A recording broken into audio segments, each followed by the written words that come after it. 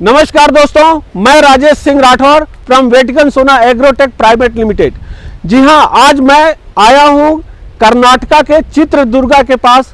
एक हमारा फार्मर्स का एक बड़ा सा प्रोजेक्ट लगा है जिसमें 1500 पौधे लगे हुए हैं। दोस्तों, मैं आपको बताना चाहूँगा कि जस्ट अभी 2 महीना पहले 1 साल कंप्लीट किया हुआ है। वो होता है कि टीचर की हर सलाह को माने तो वो क्लास में टॉप कर जाता है। तो आप सभी स्टूडेंट में टॉप नहीं होता है क्योंकि वो सुनते नहीं हैं, उनको लगता है कि ऐसे ही बोल के चला जाए। हालांकि टीचर हमेशा स्टूडेंट्स के फायदे के लिए, तो हम जो कुछ भी सलाह देते हैं, जो कुछ भी गाइड करते हैं, अपने स्टूडेंट्स यानी अपने क्लाइंट्स, अपने फार्मर्स के लिए ही देते हैं। और जो उसको मानता है उसको टॉप कर जाता है। और मेरा एक प्रण है, मेरा एक विजन है कि wealth to the farmer, health to the nation. आपने एक साथ 2 चीज़ें किया है। आप सोच नहीं सकते कि आप अपने लिए तो एक कमर्शियल प्राइवेट फॉरेस्ट लगाया है, लेकिन साथ साथ इस देश के लिए ना इतना बड़ा ग्रीनरी किया हुआ है। ठीक है, हमारे देश में जो पॉल्यूशन की समस्या है, पॉल्यूशन का हुआ है, कार्बन सिक्वेस्ट्रेशन के ऊपर बहुत सारा काम हो रहा है। तो जाने अनजाने में आप अपने लिए किए, लेकिन देश के लिए इतना बड़ा आपने पौधे लगा के दे दिए। मैं आपसे कहूँगा, मैं सबसे यही कहता हूँ कि आप गांव में कितने लोगों को जानते हैं, चाहे गांव के छोड़ दीजिए, ऐसे कितने लोगों को जानते हैं जो लाइफ में अपना एक भी पेड़ लगाया हो। तो मैक्सिमम लोग कहते हैं कि मैंने नहीं देखा कि मेरे जानने वाला कोई एक पेड़ भी लगाया है। लेकिन अगर मैं उससे पूछूं कि पेड़ कितने काटने वाले हैं तो सब मिल जाएंगे, मैक्सिमम मिल जाएंगे। तो पेड़ लगाएंगे ही नहीं तो कैसे होगा। तो आपने अगर ये 1500 पेड़ लगाया है तो समझ लीजिए कि उतने 1500 लोगों का हिस्सा आपने अकेले पूरा किया है।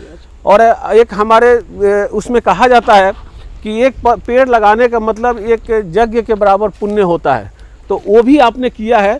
आप ये मान के चलिए कि जाने अनजाने जैसे भी है, एक देश की बहुत बड़ा सेवा भी कर रहे हैं इस प्लांटेशन को। एक और इम्पोर्टेंट बात होती है कि स्पेसिंग, डिस्टेंस।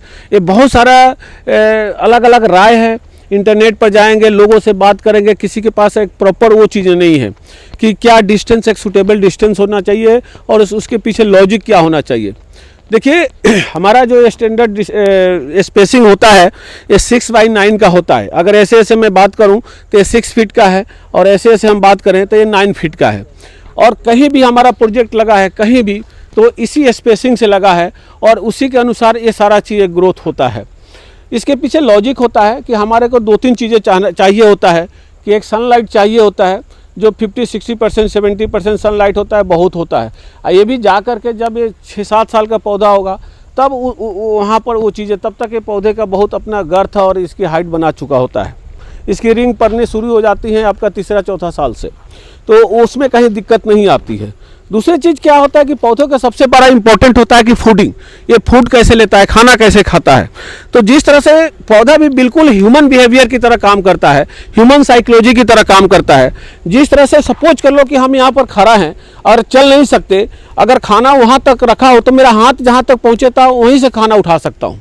अगर उससे दूर रखा हुआ है तो मैं खाना नहीं उठा सकता। सिमिलरली पौधों का भी वही होता है कि ये 3 फीट के दायरे में जितना फूड है वही इस पौधे को मिल सकता है। अगर इससे दूर पर है तो उसको वो फूड से इसका कोई फायदा नहीं होने वाला है। उससे उसके घास या जो भी चीज़ें हैं उसी को फायदा होगा।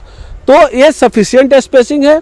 कभी भी आप आइए यहाँ पर, आकर के इस प्रोजेक्ट को देखिए, स्पेसिंग मापिए और इसका गर्थ और ग्रोथ मापिए। धन्यवाद सिद्धेश्वर जी, थैंक यू वेरी मच। नमस्ते।